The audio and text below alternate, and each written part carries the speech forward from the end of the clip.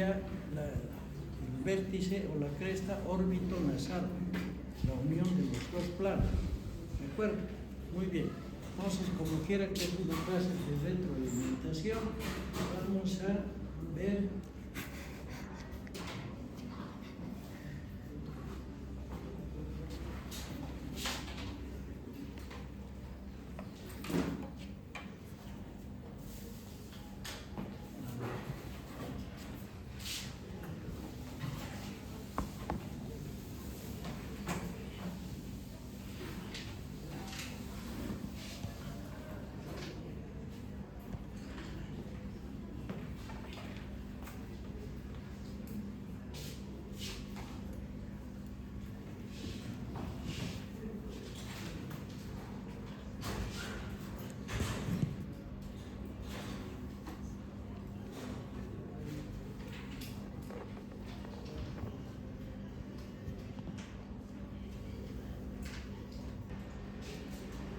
Miren, el frontal ocupa la parte anterior superior del cráneo.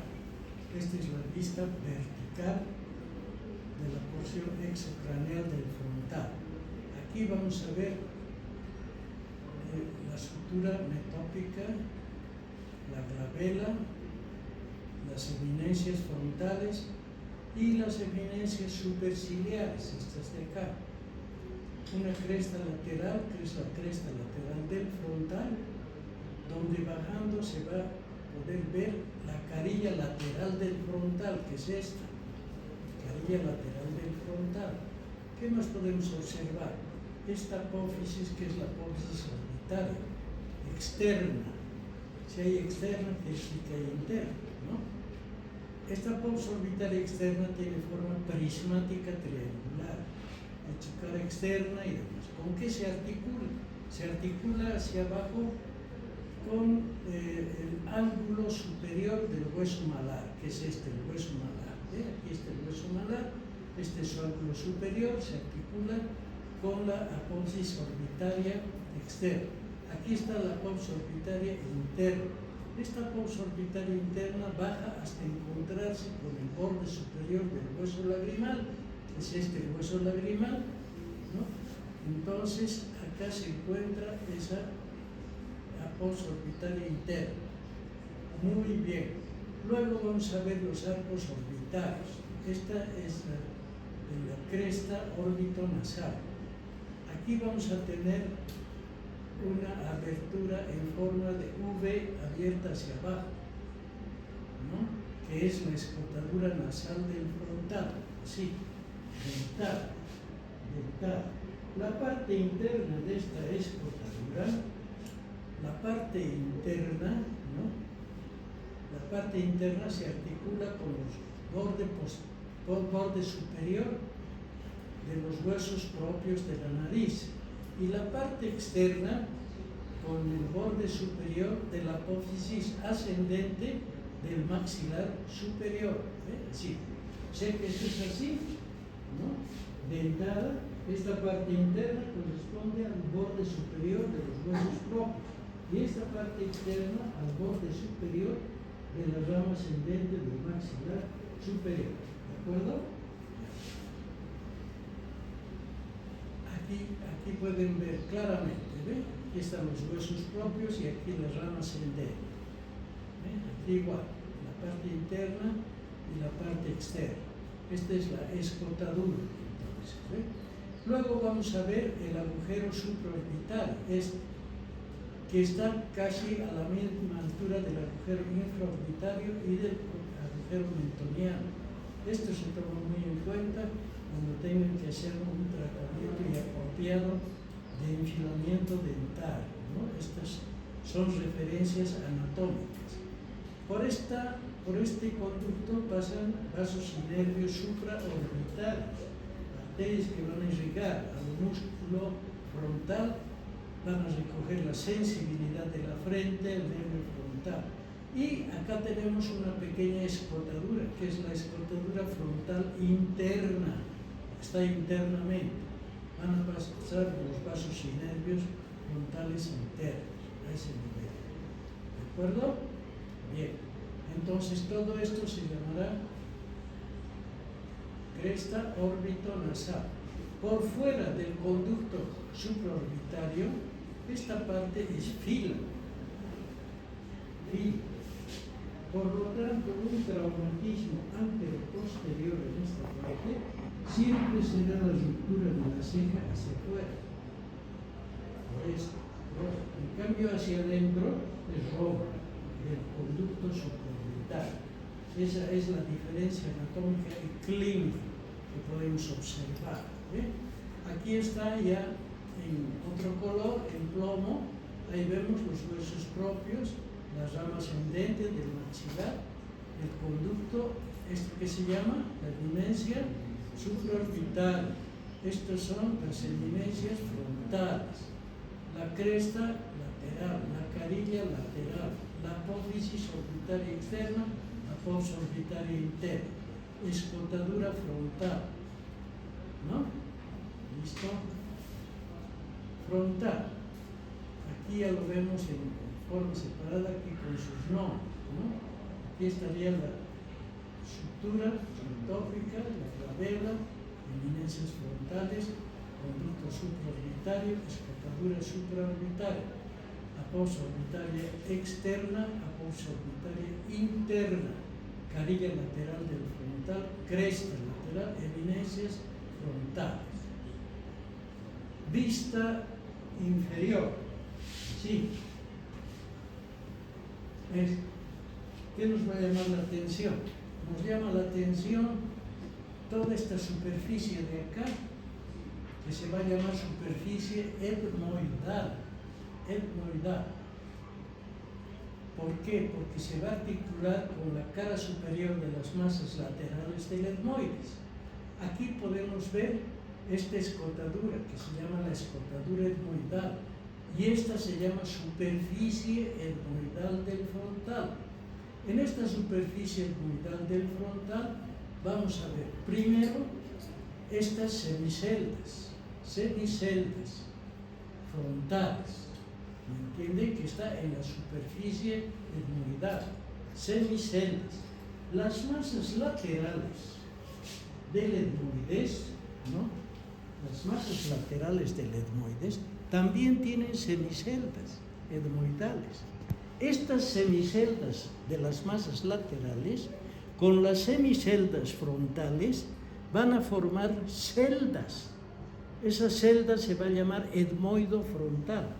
¿Me comprenden? Ya. Ahora miren, hijos, acá. Si vamos a ver acá, vamos a ver un canal.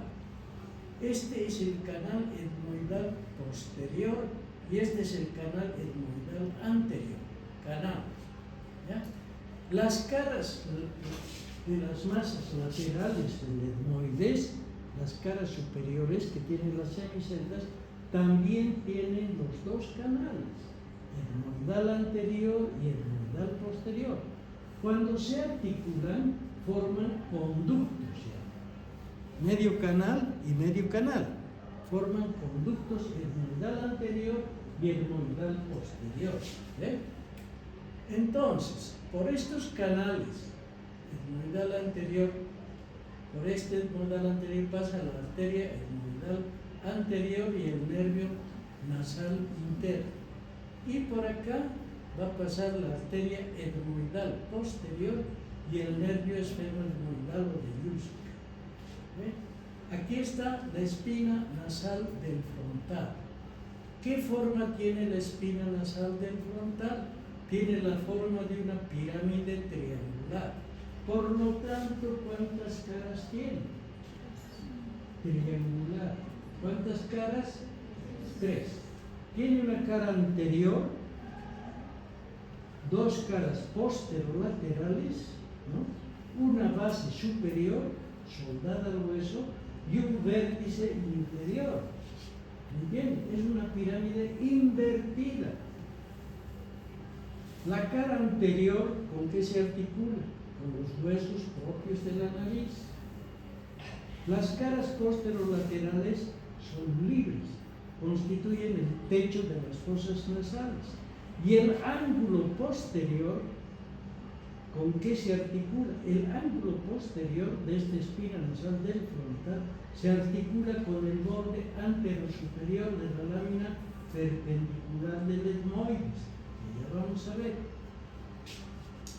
Bueno, luego acá vamos a tener una fosa, que es la fosita lagrimal. ¿Por qué se llama fosita lagrimal? Porque es ahí donde duerme y reposa la glándula lagrimal. Es una glándula que tiene células.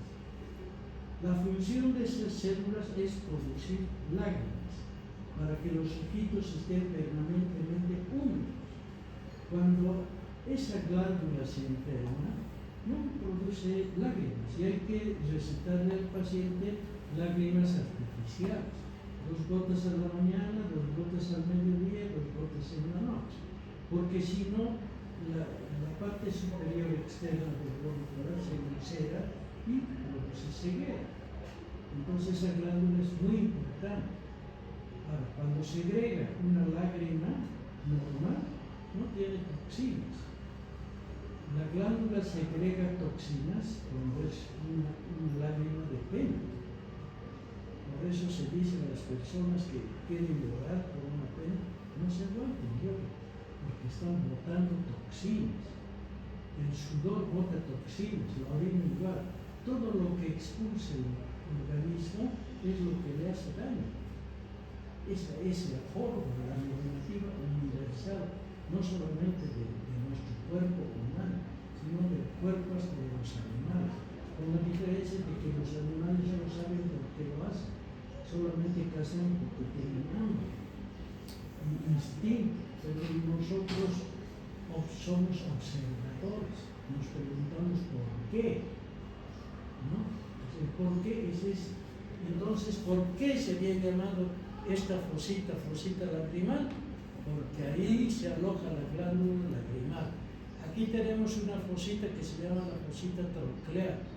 ¿Qué es la troclea? Es una polea. ¿Qué es polea?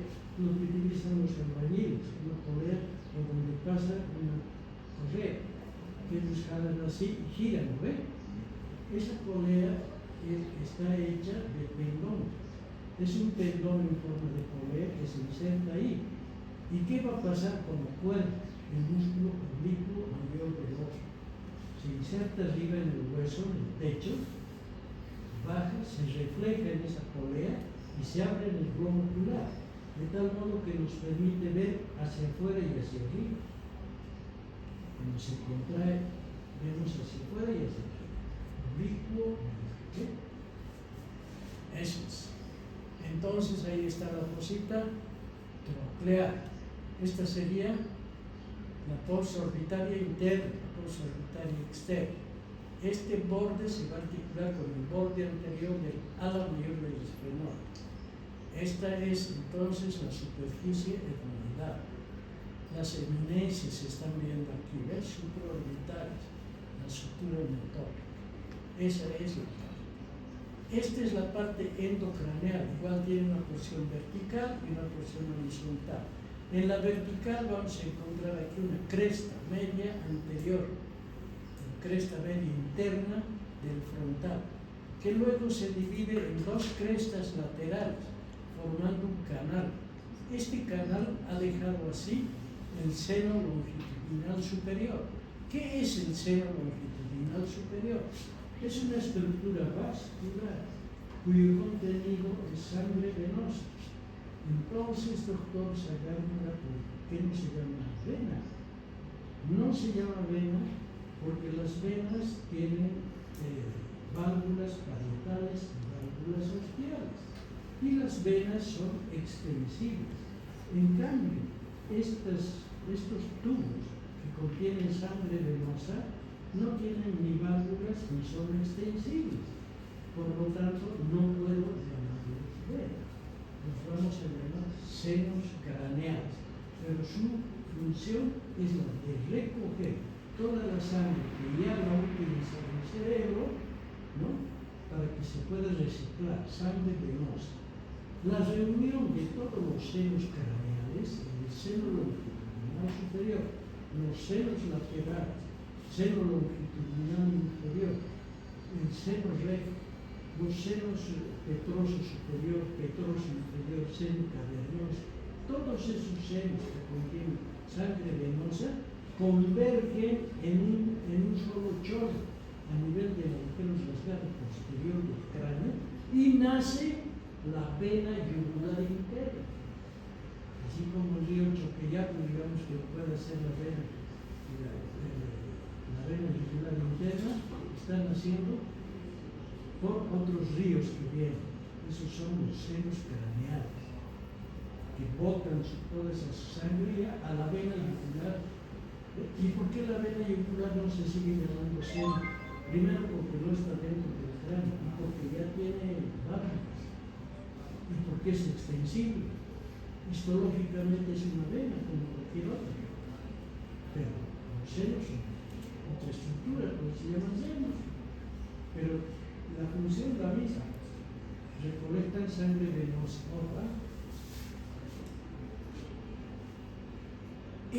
Este recorrido del seno longitudinal superior también lo hace cuando se unen los parietales. El parietal de este lado va a poner este labio y el parietal de este lado va a poner este labio. O sea, cuando se unan los dos parietales acá, igual va a seguir este seno hasta el occipital, hasta el hueso occipital, va el seno longitudinal superior. Luego a los lados vamos a tener aquí vamos a tener las fosas frontales que corresponden a las eminencias frontales. Luego estas fositas de Pachón. ¿Qué son estas fositas de Pachón? ¿Para qué sirven? Estas fositas de Pachón, hijitos, que están aquí adentro, ¿no? Sirven para agarrar la meninge. La meninge que está cubriendo es como un mandil pegado acá, ¿no? Que está cubriendo todo el cerebro y tiene la limpieza del tejido subaracnoideo. Si esta meninge no se agarra de eso, en un freno seco de un amigo, esto se iría adelante así con el telo, ¿eh? Entonces se agarra esto por vegetaciones del tejido subaracnoideo, penetran en las fositas de Pachón, de tal modo que cuando yo quiero sacar la meninge, el cargador suena con scratch. ¿Entienden? Y se mantiene firme. Como cuando ustedes suben al bus y se agarran el pasamanos, ¿no? Para no irse delante. Pues el pasamanos de las meninges son las fositas de Pachón. Esa es su función. Entonces, ¿qué penetra las fositas de Pachón? Vegetaciones del tejido subaracnoideo. ¿Para qué? Para agarrarse y pegarse. Miren cómo la naturaleza, cómo es el universo. Protege al cerebro primero con este hueso, primero con músculo, luego el cuero cabelludo. Bueno, el cuero no me gusta ese cuero. Dermis cabelludo, porque el cuero es animado, ¿no? Entonces la dermis cabelluda que viene acá protege este hueso con este trabeculado, ¿no es cierto? O diploide que hay acá, otra tabla interna, luego las meninges, luego con el líquido cefalorraquídeo, cumpliendo el principio de Arquímedes, que es un principio universal, que lo descubrió Arquímedes antes de Cristo, donde dijo: he descubierto algo universal. ¿Qué? Que todo cuerpo sumergido en un líquido pierde el peso, la cantidad de líquido que desaloja. Ustedes se meten a la piscina, han perdido peso. El jefe, en el líquido amniótico, ha perdido peso. Entonces el universo dice: le pondré una protección más al cerebro. El líquido cefalorraquídeo. O sea que el cerebro ha perdido peso. O sea, ¿cómo lo protege? Es el único órgano noble que nos permite pensar y nos permite tener emisiones de Bluetooth de la supraconsciencia, que es extra cerebral. La empatía y la antipatía, cosas que tenemos extra, ¿entienden? Y que es el único órgano que se estudia a sí mismo. A sí mismo se está estudiando el cerebro. Y el mismo nuestro cerebro no logra entender ni la 10ª parte de lo que es capaz, y cómo se transmiten las neuronas, como la Vía Láctea, a las estrellas. Cada neurona tiene su función. Imagínense, eso cubre esto, la parte anterior, el lóbulo anterior, donde está el entendimiento. Bueno. En la parte horizontal vamos a ver estas elevaciones que son las elevaciones, las eminencias mamilares en forma de mama, de tetitas de gata, por eso se llaman mamilares. Y las huellas dactilares, acá. Si yo pongo, por ejemplo, acá una flechita que es una eminencia mamilar, ¿no ve? Este es el borde posterior de la espina nasal del frontal, que se va a articular con el borde anterosuperior de la lámina perpendicular del etmoides. Aquí está la parte anterior del agujero ciego. Agujero ciego no es que no vea, sino que no tiene salida. Su bolsillo de ustedes es un agujero ciego. Entonces ahí está el agujero ciego, acá, que la parte posterior la va a formar los procesos alares del borde anterior de la lámina vertical del palatino. Estas son las carillas laterales de la espina nasal del frontal. Son no articulares, forman parte del techo de las fosas nasales.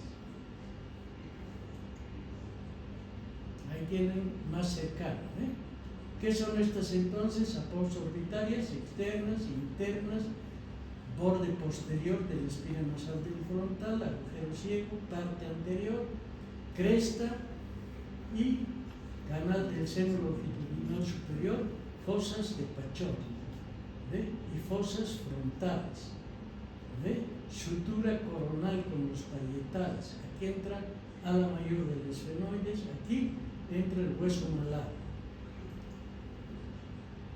El etmoides, qué lástima, no tengo ese hueso y no tenemos en la cátedra, se han hecho tiras porque es muy labio, muy poroso. Esta es una vista superior. Estamos viendo este etmoides, así se coloca como mi dedo. La parte que se ve de mi dedo sería la parte cribosa y las basas laterales que se ven acá, estas son las partes que se van a articular con la superficie etmoidal del frontal. Estos son los canales olfatorios. Aquí reposa el bulbo olfatorio. ¿Entiende? Bulbo olfatorio. Aquí. Por estas cribas van a pasar los filetes del nervio olfatorio que están viniendo de abajo. Esta cara de la lámina horizontal cribosa, esta cara, es una cara endocraneal, porque si por abajo esto forma el techo de las fosas nasales. Aquí forma parte del piso anterior de la base del cráneo. Esta es la apófisis cristagale. Este es el borde posterior de la apófisis cristagale. Esta es la cara lateral de la apófisis cristagale del lado derecho. Este es del lado izquierdo. Esto que ven aquí es el borde anterosuperior de la lámina perpendicular del etmoides. Estos son los procesos alares que vienen a la parte anterior y van a formar la parte posterior del agujero ciego. Aquí también van a ver el canal etmoidal posterior y el canal etmoidal anterior, que van a formar los conductos etmoidales. Aquí está, el anterior y el posterior, que van a formar los conductos. ¿Entiende? Esto, visto lateralmente, ¿no? Es así. Aquí está la apófisis, así. Esta es la apófisis cristagale. Sí, ¿no? Aquí están los procesos alares. Esta es la lámina horizontal. aquí reposa el bulbo olfatorio. Aquí está la mancha amarilla, donde hay células cuyas prolongaciones citoplásmicas van a recoger el olor de la fosa nasal, el olor. Y las prolongaciones cilindroaxiles van a formar mechones que van a atravesar la lámina cribosa horizontal del etmoides y que van a ir a conectarse con el bulbo olfatorio. Y el bulbo olfatorio va al cerebro, a la amígdala por las venas semicirculares y olemos con el cerebro. Entonces, esta vista de aquí, estamos viendo esto, de arriba, ¿se entiende? Aquí. Por abajo, si vamos a ver por abajo, nuestro globo ocular aquí, por abajo va a ser el techo de las fosas nasales. ¿Entendieron? Entonces, de esa manera, aquí va a reposar el bulbo olfatorio. ¿Ve? Y por aquí van a pasar los filetes del nervio olfatorio, que están viniendo de la mancha amarilla. Y aquí va a estar la escotadura etmoidal anterior también, que entra a la dura madre, y estos son los procesos salares del borde anterior. Este es el borde posterior de la apófisis cristagal. Estas son las semiceldas que van a formar las celdas etmoidofrontales. Esta es la masa lateral. Este es el canal etmoidal posterior y este es el anterior. Esta es la vista superior. Estos van a formar las celdas etmoidofrontales. Es vista posterior. Aquí está la lámina horizontal. Aquí arriba reposa el bulbo olfatorio. Por abajo es el techo. Esto que ven aquí es la lámina perpendicular del etmoides. Miren.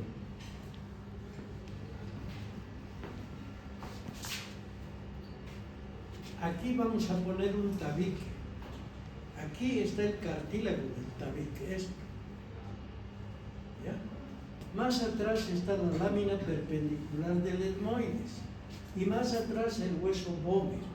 Hueso bóveo, lámina perpendicular del etmoides, va a dividir las fosas nasales en una fosa nasal derecha y en otra izquierda.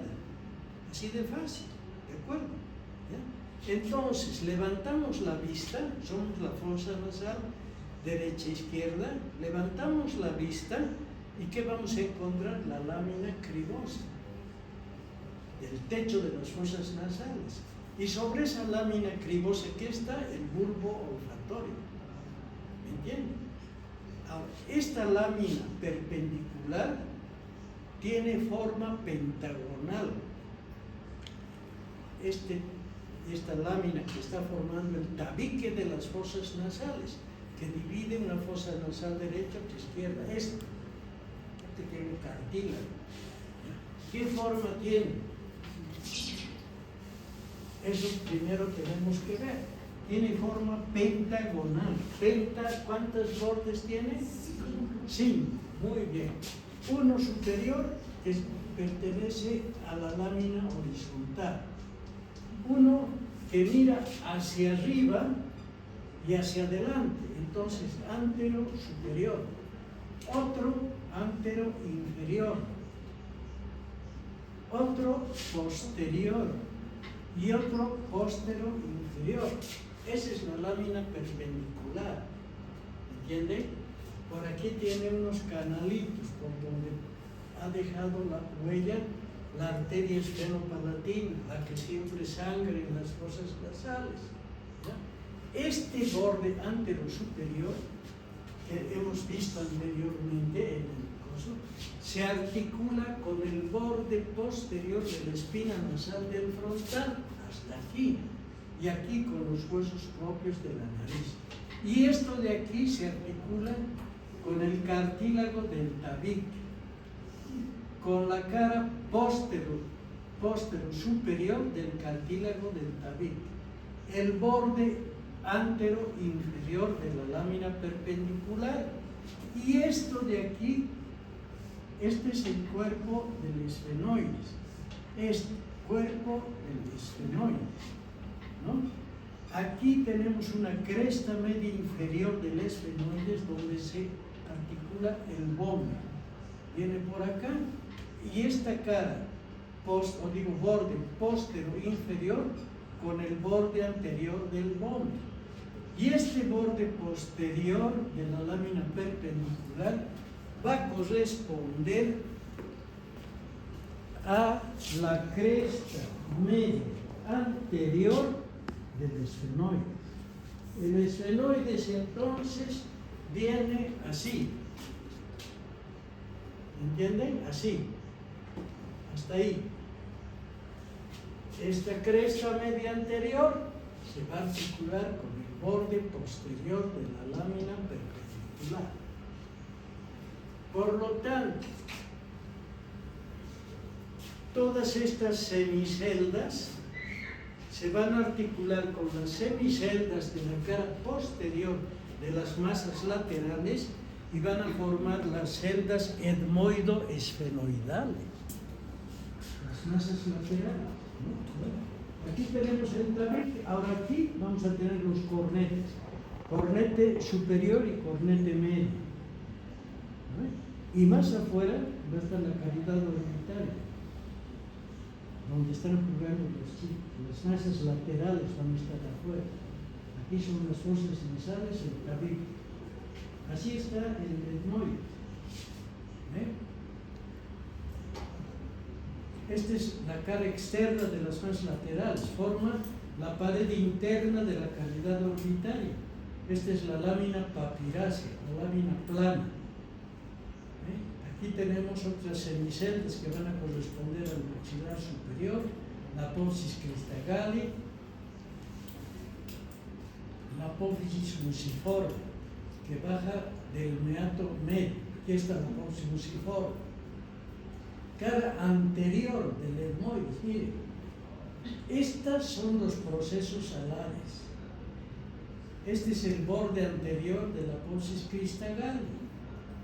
Aquí tenemos dos procesos alares que se van a introducir a la parte interna del frontal, de tal modo que van a constituir la parte posterior del agujero ciego. Aquí. Esta apófisis muciforme se va a unir a la apófisis etmoidal del cornete inferior. Ahí está, miren, la apófisis cristagali. Aquí está el bulbo olfatorio, aquí está el techo de las fosas nasales, la lámina perpendicular del etmoides. Aquí están los cornetes. Estos cornetes se van a abrir, la cara posterior. Esto ya va a corresponder a la cara anterior del cuerpo del esfenoides. Este es el borde posterior de la lámina perpendicular. Se va a articular con el borde, con la cresta media anterior del esfenoides. Esa es la apófisis muciforme, lámina perpendicular. Este es el borde póstero inferior. Las paredes laterales, hemos sacado la lámina perpendicular, la hemos sacado, ahora vemos acá el cornete superior, el cornete medio y el cornete inferior, que es un hueso independiente. Estos dos son etmoidales. Debajo de este vamos a encontrar el meato, que está aquí abajo. ¿Qué desemboca en el meato? El seno esfenoidal. El cuerpo del esfenoides es hueco. Tiene dos senos, un izquierdo y un derecho. Desembocan en el meato superior y las celdillas etmoidales posteriores. El seno frontal y el seno maxilar desembocan en el meato medio. pacientes dicen me duelen las muelas. Les revisamos las muelas y están sanas. ¿Qué tiene? Una infección en el seno maxilar o en el frontal, si le duele acá. Pero en el hueso maxilar superior es hueco, es como una sonata. Entonces, por estos conductos naturales, cuando tenemos una gripe que no la hemos curado bien, van a penetrar las bacterias y van a poblar el seno, produciendo una sinusitis maxilar de intenso dolor, ¿no? Que parecería ser una odontalgia de la parte superior, sin embargo no lo es. Sacamos la radiografía y vemos un seno completamente opaco. ¿Qué es lo que vamos a hacer? Por el meato medio vamos a meter una pequeña tripa de goma, metemos por acá y vamos a entrar al seno maxilar. Esa tripa la vamos a acomodar a una jeringa. Esa jeringa va a estar llena de suero y gentamicina, algún antibiótico. Vamos a inyectar al seno y luego vamos a absorber. Al absorber va a salir pus, sangre de feo olor, pero el paciente ya esta noche va a dormir mejor. No le sacamos la tripa porque es difícil canalizar, solamente la jeringa. La tripa se lo doblamos aquí, le ponemos un esparadrapo. A los 3 días le volvemos a sacar eso, colocamos a la jeringa y otra vez hacemos lo mismo que hemos hecho. Y ya sacamos un líquido ya más transparente, ya no tiene pus. El paciente se muere. ¿Entienden? ¿Qué viene después? ¿Qué viene después? ¿Qué ha sanado el paciente? ¿Qué se hace? Se cobra la cuenta. Si lo hacen bien, cobran duro. Todo lo que se hace bien cuesta. Y el paciente no discute porque sale contento. Dice, me solucionó. En 24 horas estaba desesperado. Entonces ya usted saca la tripa y botan y listo, solucionaron el problema. Entonces, en el meato superior se abre el seno esfenoidal y las celdillas esmoidales posteriores. En el meato inferior, el seno frontal, que también pueden lavarlo por esta vía, y el seno maxilar. Y en el meato inferior, doctor Sagarne, que se abre el conducto lágrimo-nasal. Esas lágrimas que ustedes permanentemente están sacando de su glándula lacrimal, se van a la parte interna del ojo. Y ahí existe una canaleta que se llama conducto lágrimo-nasal, que desemboca en el meato inferior. Cuidado que la tripita, si me la meten por acá, van a sacar en el ojo, en vez del seno. Aquí tiene que ser, no para el seno. Aquí desemboca el conducto lágrimo-nasal. Miren, ¿cómo es? Para que vean que el hombre no está hecho pues accidentalmente. Toda esta parte de aquí, de los cosméticos, la lámina perpendicular, en el vivo está cubierta de una mucosa que se llama epitelial. Son células planas, pero tienen su especialidad. Si ustedes les preguntan a esas células, ¿para qué el universo las ha creado ustedes? Y esas células pudieran responder, responderían de la siguiente manera. Dirían, nos ha creado para crear moco pegajoso. ¿Por qué? Porque ustedes están respirando del ambiente polvo que levantan los autos, insectos que no los ven, que son pequeños. Tenemos vellosidades acá, agarran eso, ¿entienden? Bacterias que se pegan a las paredes, ¿no? De ese moco. Entonces, cuando se limpian la nariz ustedes, ¿qué se están limpiando? Basura, polen de las plantas, tierra y lágrimas, que también están pasando por ahí, ¿me entienden? Y moco. Por eso el moco no es sin motivo que no sea, que sea pegajoso, tiene que ser pegajoso, ¿me entienden? Y a veces, hasta cuando hay mucha bacteria en ese lugar, ¿no?, las células dicen, vamos a expulsar. ¿Y qué hacemos? Botamos esas bacterias.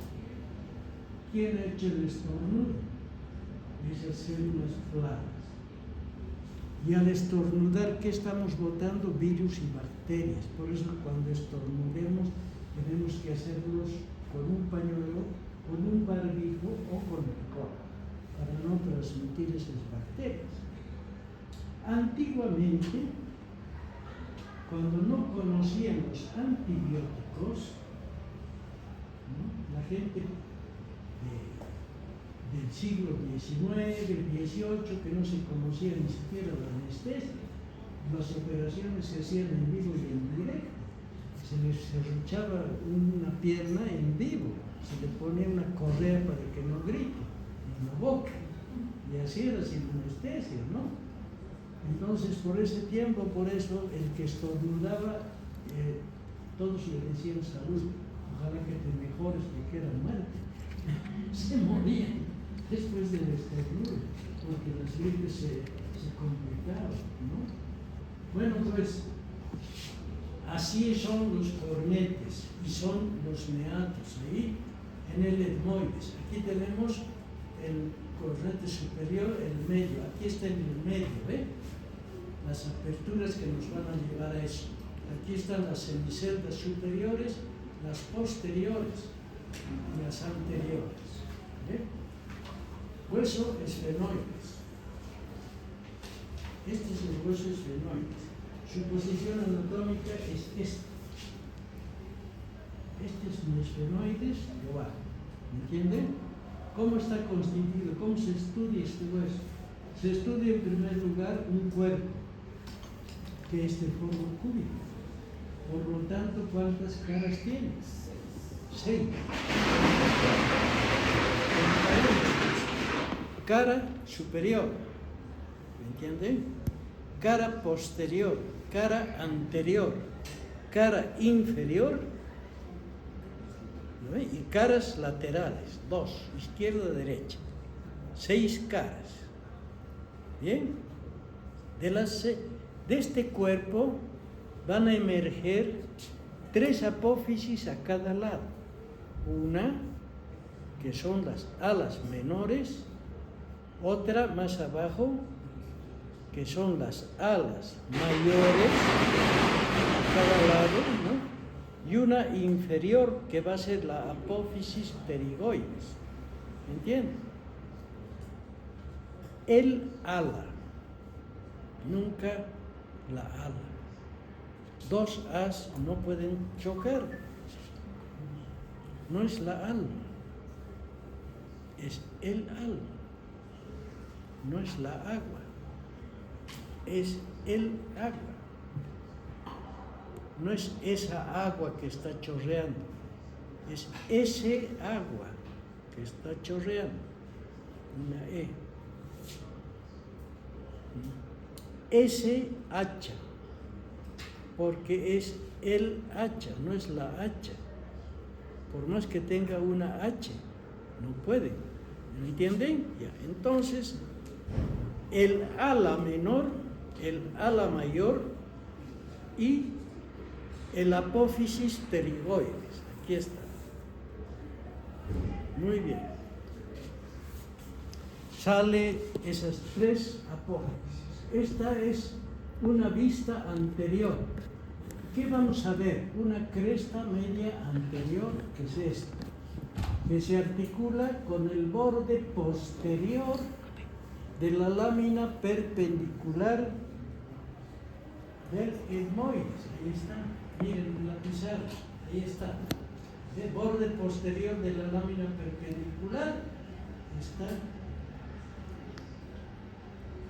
esta cresta media. Remata hacia abajo con un pico, que se llama pico o rostro. Hacia los lados una superficie lisa, que es esta, que pertenece al techo de las fosas nasales. No se articula con nada. A los lados, semiceldas, que corresponden a la cara posterior de las masas laterales del etmoides, formando las celdas etmoido-esfenoidales, aquí atrás. Este borde se va a articular con el frontal de las alas menores. Esta es la escotadura esfenoidal. Esta es la cara exocraneal de las alas mayores del esfenoides. Presenta una cresta, que es la cresta malar, y presenta aquí otra cresta, que es la esfenotemporal. Esfeno, porque pertenece esta parte a los esfenoides y esta parte a la región temporal. ¿Ve? Esta parte es orbital. Aquí está el tubérculo esfenoidal. Más abajo vamos a encontrar cómo se desprenden en apófisis pterigoides de cada lado. Ahora, si hablamos en plural, sí podemos decir las apófisis pterigoides, porque las terminan en S. Las apófisis pterigoides, que son una derecha y otra izquierda. Ahora miren, hijos, esto se van a dar cuenta. Las apófisis pterigoides nacen por dos raíces. Una raíz interna, que es esta, que también se llama apófisis vaginal, aquí este nivel. Y otra raíz externa, que es esta. Ambas raíces se van a unir hasta cierto lugar, ¿me entienden? Y al unirse van a formar un conducto, que es este conductito. Este conductito se llama conducto viviano, por donde va a pasar el nervio viviano, que ya les voy a explicar de dónde viene cuando esté el nervio facial. Porque es una rama del nervio facial, es un nervio vegetativo. Ya les voy a explicar su función también, ¿no? Pero simplemente digamos que este conductito se llama viviano y se ha formado por la unión de la raíz externa e interna del apófisis pterigoides. Acá podemos ver el ala menor del apófisis pterigoides, que termina en un gancho, que sería el gancho del apófisis pterigoides. Este gancho. ¿Entienden? Pico o rostro. Cresta media anterior, semiceldas de la cara anterior, cresta, esfenotemporal, cresta malar, se articula con el hueso malar, con la apófisis orbitaria del hueso malar, ¿no? La língula esfenoidal. Este es el corte sagital del cuerpo de los esfenoides. Este sería el seno esfenoidal, la silla turca, la apófisis clinoides posterior, aquí está la anterior, aquí está el tubérculo pituitario, aquí está el conducto, esta es la cara superior. ¿Ve? Vista posterior. Miren, acá tenemos una parte rugosa que está alveolar. Hay aquí médula ósea, trabéculas que están orientadas porque este hueso va a recibir todos los golpes del cráneo, los absorbe este hueso. Así como el futbolista absorbe con el pecho, baja la pelota, este hueso, todos los golpes los baja con el pecho. Está situado justo en la base del cráneo. Por eso también tiene este trabeculado. Esta parte del trabeculado se va a articular con el borde anterior de la apófisis basilar, el occipital. Estas son las apófisis crinoides posteriores, estas, las anteriores. Ahora miren esto. Esta es la escotadura esfenoidal, ¿verdad? Aquí van a ver una ranurita. Esta ranura que está en el fondo de la escotadura esfenoidal es la ranura del tendón de Sim. ¿Qué es el tendón de Sim? No quiero que me repitan como logos, tienen que entender. El tendón de Sim, mira, tenemos en el globo ocular un músculo superior que se inserta en el hemisferio posterior del globo ocular. El globo ocular es como la piel, tiene un polo anterior, polo posterior, ¿ves? La piel es así, norte y sur. El globo ocular es así, tiene un polo anterior, uno posterior, un ecuador, por lo tanto tiene un hemisferio anterior y un hemisferio posterior. En este hemisferio posterior hacia arriba se inserta un músculo que se llama recto superior, cuya contracción nos permite ver el techo. Tenemos otro músculo recto inferior, cuya contracción nos permite ver el piso. Tenemos el recto externo, cuya contracción nos permite ver afuera. Y tenemos el recto interno, cuya contracción nos permite vernos la nariz. Esos cuatro músculos, recto, superior, inferior, externo e interno, se unen hacia atrás en un solo tendón. Ese tendón se llama tendón de Sim. ¿Dónde se inserta ese tendón? En la parte más interna de la escotadura esfenoidal. Es una ranura. Y en la extremidad anterior de esa ranura existe un pequeño tubérculo que se llama el tubérculo infraóptico. Y ustedes dirán, doctor Sagárnaga, ¿por qué nos complica? ¿Por qué ese tubérculo infraóptico, que es una pequeñez, usted nos tiene que machucar con eso? No es eso, sino que mire, ¿por qué es importante el tubérculo infraóptico que está en la extremidad anterior del canal del tendón de Sim? Porque resulta que la cavidad orbitaria tiene la forma de una pirámide cuadrangular, de base anterior y vértices posterior. Anterior, borde, borde, borde, borde, un cuadrángulo, base. Todas esas caras, o sea, la pared superior, la pared externa, la pared interna, la pared inferior, van a unirse en un punto posterior. Ese punto posterior es el vértice de la cavidad orbitaria y eso corresponde al tubérculo infraóptico. ¿Listo? Entonces el vértice aquí corresponde al tubérculo infraóptico. ¿Dónde se encuentra el tubérculo infraóptico? En la extremidad anterior de la ranura del tendón de Sim. ¿Qué es el tendón de Sim? Es el único tendón que recibe los cuatro músculos del globo ocular. ¿Ok? Bueno, pues así por entendimiento me tienen que saber anatomía. ¿Qué más vamos a ver? Miren, esta es vista posterior.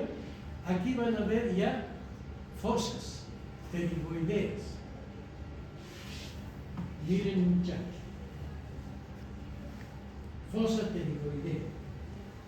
¿Por qué se llama fosa pterigoidea? Porque en esta fosa, en primer lugar, esta es la fosa, se va a insertar el músculo pterigoideo interno. Aquí está su inserción fija. ¿Ya? Este músculo pterigoideo interno desciende y se inserta en la parte interna de la mandíbula. Es su inserción móvil, cuya contracción ayuda al músculo macetero para mascar. ¿Entiende? Ya. El ala externa Este es el ala interna, ¿no? Este es el gancho del ala interna. Esta es la fosa pterigoidea, donde se inserta el músculo pterigoideo interno.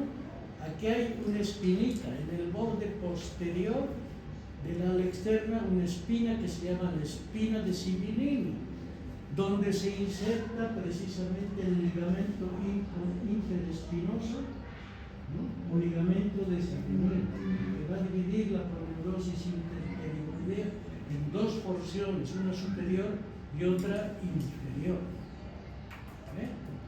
Acá está el conducto liviano.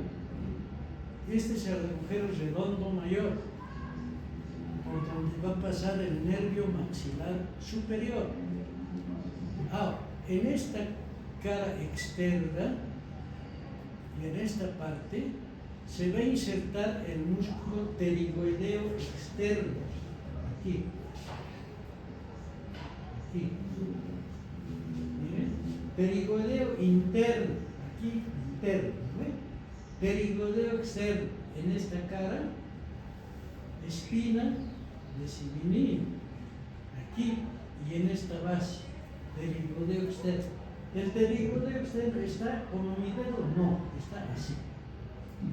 En cambio, este pterigoideo está como mi dedo así, sirve para subir la mandíbula. Este otro está así, en esta forma. ¿Dónde va esta otra parte a insertarse? Aquí su inserción fija. Esta otra inserción va al cuello del cóndilo, a la fosita pterigoidea del cuello del cóndilo de la mandíbula. Esa es su inserción fija. Por lo tanto, ¿qué hace este músculo cuando se contrae? Sacamos la mandíbula. Se han contraído los dos. ¿Entienden? Se contrae uno solo. Se contrae el otro. Se contraen los dos. ¿Y quién lleva la mandíbula a su lugar? Las fibras horizontales del músculo temporal. A su lugar. ¿Entiende? Es también un músculo masticador, pero es en forma horizontal. Pterigoideo externo, que tiene un haz esferoidal y el otro haz pterigoideo. El haz pterigoideo acá y el haz esferoidal acá. ¿Entendieron?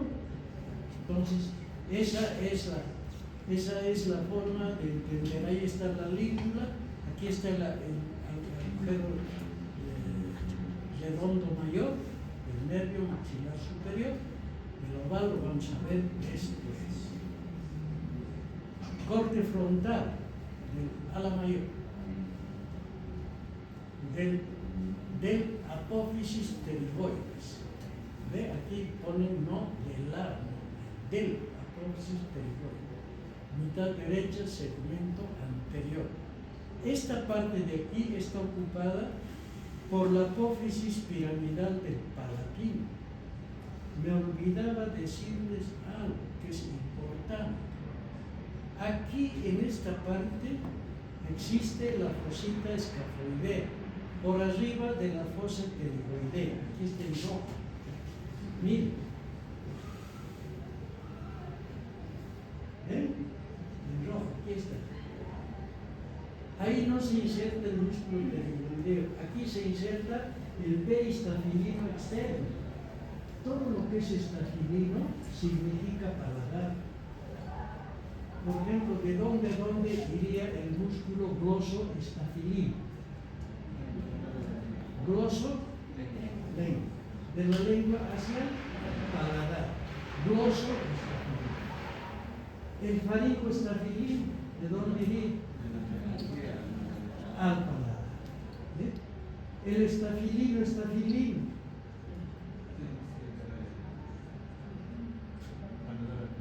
Exacto, del paladar al paladar. ¿Cuál es ese? El ácidos de la úvula. En la úvula tenemos dos musculitos que solamente se insertan en el paladar. Entonces, ese músculo, ¿qué se llama? Estafilino. ¿No ve? Esos son. Este otro es peristafilino externo, tensor del velo del paladar. El peristafilino interno es elevador del velo. Este externo es tensor del B, ¿no es? Está inervado por el tronco común, rama del nervio maxilar inferior, del ramo anterior, del ramo posterior, perdón.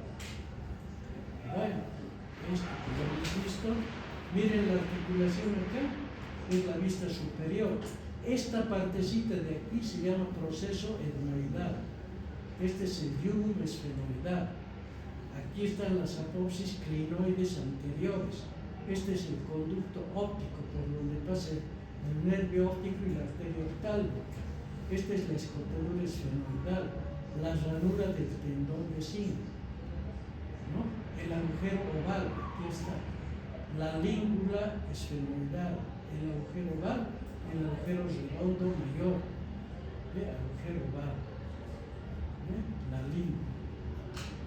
Las alas menores, raíz superior y raíz inferior. Esta es la parte endocraneal. Estas son las apopsis clinoides medias.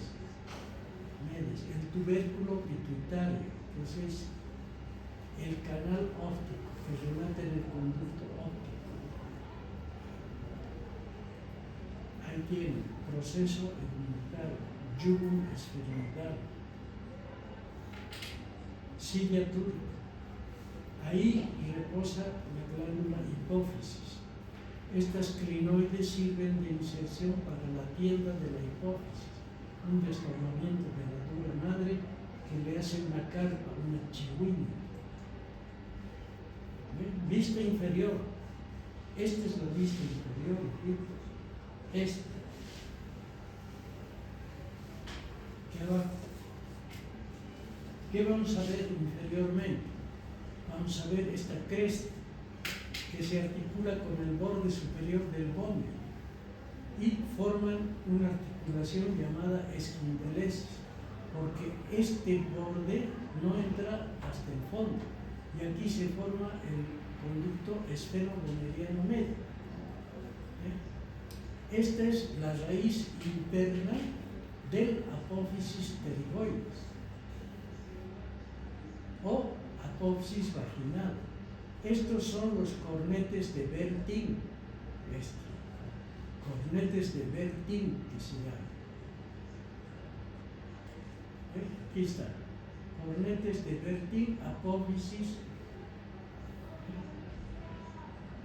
Esta es la cresta media. Esta parte corresponde al techo de las fosas nasales. Esto ya corresponde a la raíz interna del halo interno. Esta. O apófisis vaginal. Ahí penetran las alitas del borde superior del borde, conducto esfenogoneriano medio. Este es el pico o rostro, que también se llama.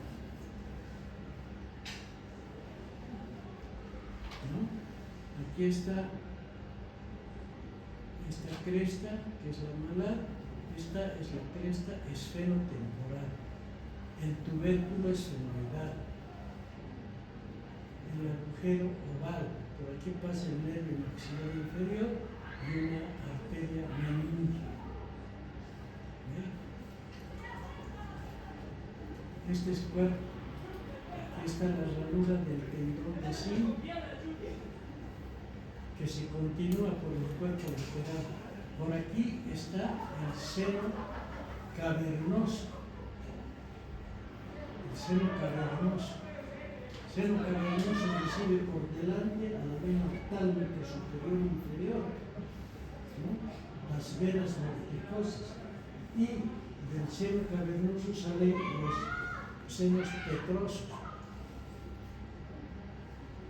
Cara lateral del ala mayor del esfenoide. Esta es la cara lateral. Y este es el apófisis pterigoide. Aquí se inserta el pterigoideo externo, que es en forma horizontal.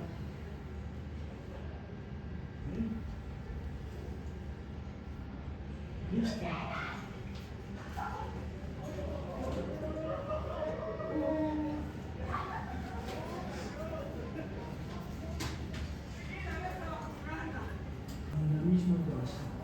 Mi colegio se llamaba hidrodinámica, agua. Aquí llamamos hemodinámica, ¿no? Cuando un vaso pierde su luz vascular, aumenta la presión arterial. ¿No ven? Y los huesos, cómo sirven para proteger uno y para servir de inserciones fijas o móviles a los músculos. Y cómo las aponeurosis permiten el desplazamiento de los músculos en forma individual, apoyados en las bolsas serosas, que hemos visto en generalidades, ¿no? Ya pues, vayan a bailar ahora. Bájate ese barbijo. Sí. Con imagen. Claro, con huesitos no van a dar en el parcial. Ahora no. Ya es funcional. ¿Para qué sirve? Yo me acuerdo en mis épocas era solo descriptivo. Me hacían armar y desarmar mi infección. Yo cuando he aprobado anatomía, yo fui ayudante de anatomía durante 3 años. Aprobé el primer turno con un promedio de 82. Entonces, yo podía armar y desarmar mi reloj. ¿No? Ese era lo anatomía. Yo no sabía